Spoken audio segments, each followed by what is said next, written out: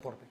Y una de las cosas en las que también tenemos, aparte de con las grasas, un mal concepto, es con la proteína.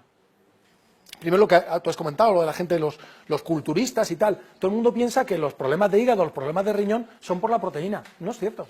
No está asociada ninguna patología, ni de hígado, ni de riñón, al consumo de proteínas, y hay gente que consume muchísimas proteínas, no hay ninguna referencia en la literatura científica, ninguna. ¿Qué ocurre? Que en esos años en que en Estados Unidos se puso de moda el culturismo, todos los culturistas, por supuesto que tomaban proteínas, pero se chutaban básicamente dos cosas: anabolizantes, y luego en la época de afinar, que se llama, se secan.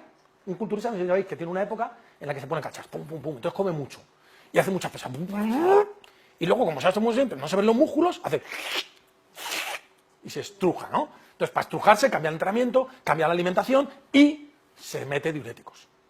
Entonces, los anabolizantes se cargan el hígado, hasta llegar a un cáncer de hígado incluso, y los diuréticos afectan al riñón, porque además usan diuréticos de asa, no te creas que van con tonterías, no. Entonces, esas patologías que aparecían cuando yo llegaba a un hospital, oiga, ¿usted toma algo? No, porque claro, eran todas drogas ilegales, compradas en mercados ilegales, todo negro. No, bueno, yo tomo un poquito más de proteína porque hago musculación. ¡Ah, la proteína! ¡Qué mala es! No es cierto. Incluso hoy en día, la necesidad de proteínas es tan importante que, lo voy a pasar ahora después, pero lo digo ya, porque como lo voy a pasar rápido, seguro que no me paro, que en pacientes renales, por ejemplo, en pacientes con síndrome nefrótico, se aumenta su ingesta de proteínas sumando aquello que pierden por vía renal.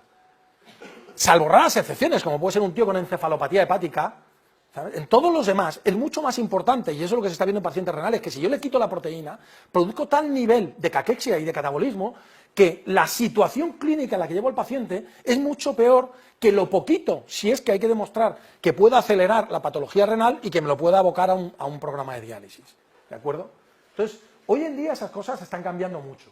Al final la proteína lo que hace es estimular anabolismo. Cuando yo tengo un enfermo crítico en un hospital, lo que hago es meterle una vía central y le meto un aporte continuo de proteínas, porque es la manera de estimular el anabolismo.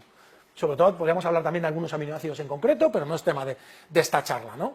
Y es necesaria para fabricar músculo. Incluso el Colegio Americano de Medicina Deportiva ya hace años dijo que la sarcopenia de las personas mayores en gran medida se asocia a la inactividad. Por supuesto, porque decimos, tú, jubilado, no te muevas, que es como un atranco. Claro, no se mueve, el organismo es economicista. Si no uso el músculo, ¿para qué lo quiero? Con lo caro que me sale. Nada, fuera. Pero no solo eso, sino que vio que había un descenso muy importante del consumo de proteínas en las personas mayores. Y yo, por ejemplo, como os contaba el caso de mi madre, y me di cuenta con ella. A mi madre le costaba mucho, le apetecía comerse, no, hijo mío, una tostadita, un poquito de mermelada. El hidrato de carbono siempre es como más placentero.